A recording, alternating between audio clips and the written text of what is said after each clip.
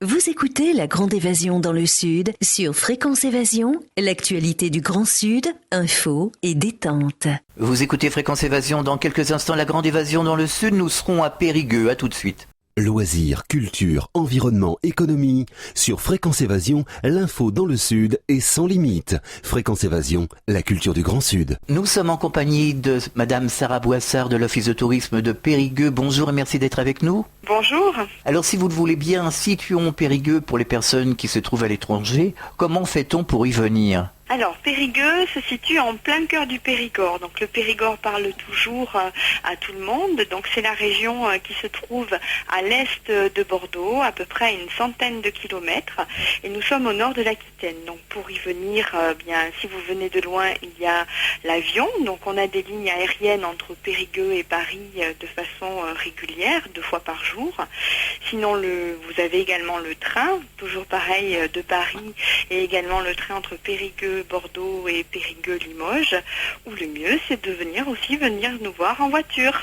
Voilà, tout simplement. Pouvez-vous nous parler de Périgueux à travers l'histoire ? Quelle est l'origine d'ailleurs du nom Périgueux ? Alors l'origine du nom Périgueux, c'est en fait un nom qui tire son origine de la langue occitane, puisque nous sommes ici en plein cœur de cette Occitanie. Périgueux vient du nom Pétrocor. Les Pétrocors, c'était les Gaulois qui vivaient au sommet de 2 collines, et ces Gaulois avaient en fait 4 tribus fédérées. Et Pétrocor a été transformé en nom de Périgord, puisque ça a donné le nom à la région, et Périgueux est une déclinaison de Périgord. Donc ces 3 noms, Pétrocor, Périgord et Périgueux, sont 3 noms qui ont un lien par rapport à leur origine celte, avec une traduction en occitan. D'accord.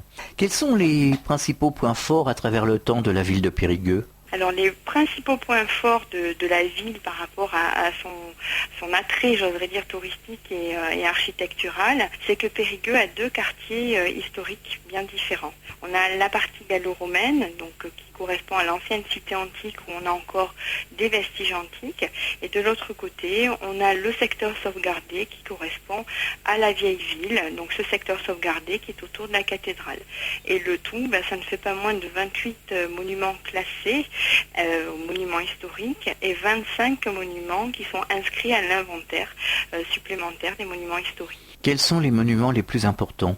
Je ne vais pas vous cacher, c'est la cathédrale Saint-Front, c'est vraiment le monument emblématique, parce que cette cathédrale étonne déjà par ses volumes et étonne tout le monde de par son style architectural, puisqu'on a ici une cathédrale de style romano-byzantin. Donc ça a vraiment des allures extrêmement orientales. On se pose des questions d'ailleurs, pourquoi un tel style en Périgord ? Et c'est vrai qu'elle attire le regard et elle interroge très souvent les visiteurs. Alors vous avez des musées également, je suppose ? Oui, nous avons 3 musées. Donc le musée Vézouna, qui porte le nom de la déesse gauloise et qui ensuite a été vénérée par les Romains. Et ces Romains ont donné le nom de leur ville de cette déesse. Donc la ville s'appelait Vézouna. Et nous avons un musée gallo-romain dans cette ville-là qui porte ce nom. Et ce musée est en fait un musée qui a été bâti par Jean Nouvel. Donc, il a été ouvert en 2003. Il a été bâti sur des fouilles d'une villa gallo-romaine du 1er siècle. Donc l'intérêt, c'est que vous pouvez déambuler par un système de passerelles dans toutes les pièces de cette villa gallo-romaine, tout en voyant les mosaïques, les fresques. Et puis surtout, il y a quand même beaucoup d'émotions parce que vous marchez sur les pas de ces personnes illustres qui ont été les premiers habitants dans la ville de Périgueux au 1er siècle. Nous en reparlerons tout à l'heure. Périgueux était également une ville de culture. Que propose la ville de Périgueux au niveau culturel, sous ces différentes facettes, concerts, cinéma, théâtre, festival, etc. Alors, on a le plus grand festival, en tout cas de la ville, qui est dans notre programmation, c'est le Festival international du mime, que l'on appelle Mimos. Donc, c'est un festival qui met en avant tout l'art du mime, et c'est un festival qui a l'avantage de toucher divers publics, puisque vous avez de très nombreux spectacles de rue qui sont gratuits. Donc, ça permet aux gens qui n'aiment pas forcément ou qui ne connaissent pas forcément le mime, de pouvoir un petit peu de s'initier à cet art. Et ensuite, nous avons des spectacles en salle qui, là, bien entendu, sont payants. Donc, c'est une programmation qui est très, très riche. Et cette année, le festival Mimos aura lieu du 30 juillet au 4 août. Quels sont les personnages historiques à travers le temps qui ont marqué la ville de Périgueux ? Alors, il y en a un en priorité, que l'on croit souvent parisien, et pourtant qu'il ne l'est absolument pas, c'est le général Daumesnil. Ah oui. Le général Daumesnil est très présent à Paris, puisqu'il y a la fameuse avenue Daumesnil dans Bien le sûr. 10e. Ensuite, vous avez Daumesnil qui est très présent à Vincennes aussi, et pourtant on oublie que le général Daumesnil est né à Périgueux. Donc c'est un général qui est né le 14 juillet, je trouve que c'est une bonne date pour un futur général, 1776 à Périgueux. Son père était en fait un marchand, et le général s'est lancé dans une grande carrière militaire, et durant la campagne d'Égypte, donc en 1789, il a sauvé à 2 reprises la vie de Bonaparte, et en 1809 il a été blessé à la bataille de Wagram. Donc là il a perdu sa jambe, et c'est pour ça qu'on le représente très très souvent avec une jambe de bois. Alors cet handicap ne lui a absolument pas interdit de continuer sa carrière militaire, bien au contraire, puisqu'il avait été nommé gouverneur au fort de Vincennes en 1814, et quand ce fort de Vincennes a été attaqué par les armées prussiens, on sait que le général Daumesnil leur aurait rétorqué « Je vous rendrai Vincennes lorsque vous m'aurez rendu ma jambe ». Donc on sait que ce général ne voulait ni se vendre ni se rendre. Mais on le précise toujours, il n'est pas parisien, il est bien périgourdin. D'accord.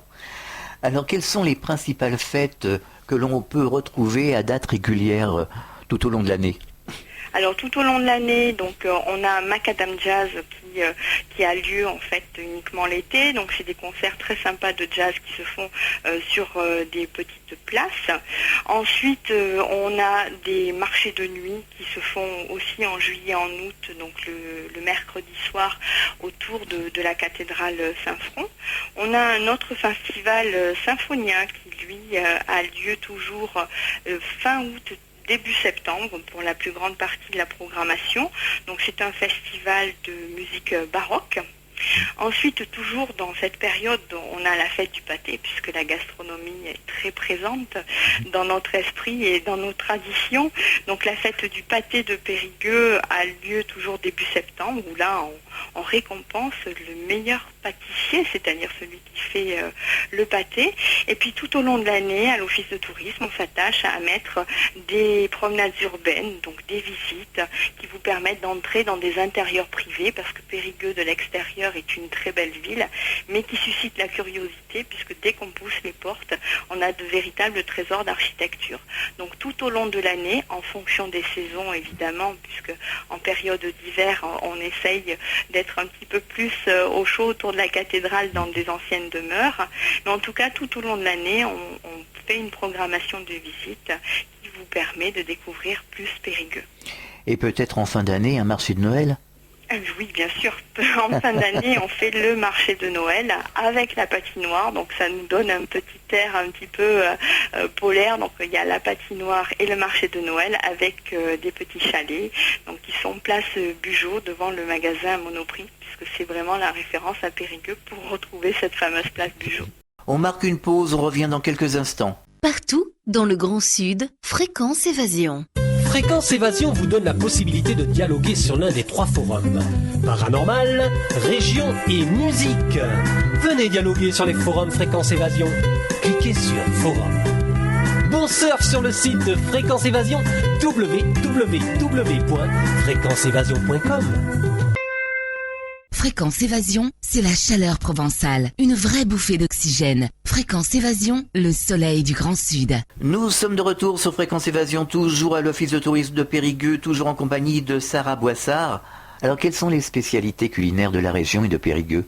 Alors la spécialité culinaire vraiment de Périgueux, c'est le fameux pâté de Périgueux. Donc c'est un pâté en fait qui date du XIVe siècle, qui est un pâté avec de la chair, et au milieu on y met carrément le morceau de foie gras. Et ce morceau de foie gras, on l'entoure avec de très fines tranches de truffe pour que la truffe dégage tout son arôme du foie, et ça fait le fameux pâté de Périgueux. Donc ça c'est vraiment la spécialité culinaire. Et on a aussi la fameuse sauce Périgueux, donc la sauce qui accompagne très très bien les magrets ou les viandes rouges. C'est une sauce à base de fond de veau ou de viande tout simplement, avec de la truffe. Donc ça donne vraiment une sauce brune qui est délicieuse avec une viande. Une bonne cuisine du sud-ouest. Oui, une bonne cuisine du sud-ouest, tout à fait. Pour les personnes qui voudraient s'installer à Périgueux, quelles sont les principales infrastructures qu'offre la ville ? Alors les infrastructures qu'offre la ville, donc il faut se dire que Périgueux est vraiment une ville administrative, puisque nous sommes la préfecture. Donc c'est vrai qu'il y a tout ce qui est installation administrative avec la préfecture, la cité administrative. Après, sur le plan économique, je ne vous cache pas non plus que c'est vraiment une ville où il y a de nombreux commerces, mais une ville qui vit énormément vraiment du tourisme en priorité. Donc c'est une ville qui a quand même l'avantage d'être de taille humaine, puisqu'on n'a que 960 hectares pour 30 000 habitants, ce qui est quand même bien peu. Et puis c'est une ville qui vit tranquillement, une petite ville provinciale tranquille, où on a un théâtre avec une scène conventionnée, où on a un multiplex cinéma en plein centre-ville, ce qui est rare, parce que généralement ces multiplex sont à l'extérieur de la ville. Et après, quand on s'installe, on n'a aucune difficulté, puisqu'on a au total 4 lycées dans la ville, avec bien plus de collèges. Donc même pour les enfants, il n'y a aucune difficulté de s'installer à Périgueux. Alors, selon certaines statistiques, depuis quelque temps, on dit que les gens du Nord émigrent vers le Sud. Est-ce que vous le constatez, vous, à Périgueux ? Alors nous, ceux qui émigrent vers le Sud, ils sont plus que du nord de la France, puisqu'ils viennent d'Angleterre, ils viennent des Pays-Bas. Donc c'est plutôt du nord. C'est le Grand Nord. C'est le Grand Nord, voilà. C'est plutôt le Grand Nord. C'est vrai qu'on a vraiment beaucoup d'Anglais, deviennent des résidents en Périgord, ainsi que des Néerlandais. Donc c'est vraiment, nous c'est le Grand Nord. C'est un constat. Ah, c'est un constat, et qui est un constat d'ailleurs qui va en grandissant d'année en année. On est mieux dans le sud de la France. Oui, on est très bien dans le sud de la France, je ne dirais pas le contraire, bien au contraire. Mais bon, pensons aussi à nos amis du Nord qui sont très bien aussi, je pense. C'est vrai. On va être un peu chauvin quand même. Oui, oui, là c'est une périgourdine qui vous parle, je vous dirais pas le contraire. Mais bon, par rapport aux gens du Nord, on peut pas dire que chez nous c'est forcément plus beau que chez eux. Non, je plaisantais. L'Office de tourisme organise des visites guidées, des activités. Quelles sont-elles ? Alors, comme je vous l'ai dit tout à l'heure, donc vous avez les promenades urbaines, donc qui sont des visites qui sont menées par des guides conférenciers agréés par le ministère de la Culture, puisque Périgueux est une ville d'art et d'histoire depuis 1987. Donc l'intérêt de nos visites, c'est qu'on ouvre toujours des portes qui sont en fait toujours fermées au public. Ensuite, tous les ans, on organise une fête médiévale au pied du château Barrière, puisque le château Barrière est en fait une maison forte d'un ancien chevalier qui était proche du comte du Périgord. C'est un château avec une silhouette mystérieuse puisqu'il a été détruit pendant les guerres de religion, et on a voulu justement lui redonner bien toute sa splendeur médiévale en organisant tous les ans une fête médiévale avec des artisans. Alors, vous avez un site internet, bien entendu. Oui. Que peut-on trouver sur ce site internet ? Alors, sur le site internet, vous pouvez trouver tout ce que vous allez pouvoir découvrir à Périgueux, les sites et les loisirs, parce que bon, le patrimoine c'est une chose, mais des fois on aime bien aussi s'évader un petit peu dans la nature, et on a l'avantage à Périgueux d'être un petit peu une ville à la campagne, puisqu'on a une voie verte qui est le long de la rivière. On peut y faire du canoë, pas très loin de Périgueux, on peut également faire de l'acrobranche, donc on a des activités et des loisirs de plein air autour de Périgueux. Si vous souhaitez venir à Périgueux, donc on a des hôtels de toutes catégories, on part du 100 étoiles jusqu'aux 3 étoiles en centre-ville. À l'entrée de la ville, on a également un château-hôtel. Vous pourrez également retrouver les chambres d'hôtes, puisque c'est une formule qui plaît énormément. Les campings, puisque nous avons des campings autour de Périgueux. On a également toute la partie restauration, parce que quand on vient en Périgord, on aime bien s'offrir une petite table quand même le soir, et puis goûter à tous ces mets du sud-ouest. Et puis vous retrouverez également sur le site internet de Périgueux tous les sites et monuments qu'il y a à visiter dans Périgueux même et autour de Périgueux, avec évidemment l'agenda des manifestations qu'il y a par semaine. Vous devez avoir quelques bons restaurants dans les petites rues de Périgueux. Oui, c'est pas ce qui manque. C'est vrai qu'on a la chance d'avoir de très bonnes tables. On n'a pas des petits restaurants qui ouvrent uniquement pour la saison touristique, puisque Périgueux est une ville qui vit vraiment tout au long de l'année, puisque notre centre historique est aussi notre centre-ville. Donc c'est un centre-ville qui vit tout le temps. Donc on a vraiment des restaurants qui sont ouverts toute l'année. Et on a de très bonnes tables, ça je ne vous le cache pas. On va venir à Périgueux pour le constater. Avec plaisir. Alors vous avez un site internet, mais vous avez également une adresse, vous allez nous la donner. Oui, alors si vous voulez justement consulter le site internet de l'Office de tourisme, c'est le www.tourisme-périgueux.fr. Et comme ça, vous aurez tout en images et ça vous donnera une petite idée de ce que vous pouvez découvrir à Périgueux. Est-ce que vous avez un message particulier adressé aux auditeurs de Fréquence Évasion ? Le message que j'aurais à vraiment leur transmettre, c'est de venir à Périgueux, parce que c'est une ville que tout le monde connaît au moins de nom, et les gens ont tendance à contourner ou à traverser Périgueux, en se disant il n'y a rien à voir à Périgueux. Et en fait, Périgueux, c'est vraiment la genèse de l'histoire du Périgord. C'est de cette ville que toute l'histoire du Périgord va partir. Et si on a été la première ville en Aquitaine à être une ville d'art et d'histoire, ce n'est pas pour rien. C'est vraiment par rapport à notre riche patrimoine. Et quand les gens rentrent dans Périgueux, ils sont étonnés, ils se disent mais on ne pensait pas que Périgueux ressemblait à ça et on ne pensait pas que Périgueux avait un secteur sauvegardé aussi riche, puisqu'on a quand même un secteur sauvegardé de 20 hectares, donc c'est quand même beaucoup à visiter. Donc le message que j'aurais envie de leur dire, c'est arrêtez-vous à Périgueux, ne vous contentez pas de traverser ou de contourner la ville, prenez le temps de visiter, vous serez étonnés. Oui, il faut être curieux, il ne faut pas rester sur les autoroutes et les grandes routes, il faut sortir. Tout à fait. Et puis Périgueux, même si c'est la préfecture, je rappelle que c'est une petite ville de 30 000 habitants. On n'est pas la grande ville avec les embouteillages et puis avec tous les inconvénients qu'on peut trouver au quotidien quand on vit dans une ville. C'est vraiment pas le cas chez nous. C'est ça l'avantage des petites villes. Exactement, c'est la ville à la campagne, comme je l'ai déjà dit tout à l'heure. La ville humaine. Tout à fait, vraiment. C'est vraiment un avantage que Périgueux a.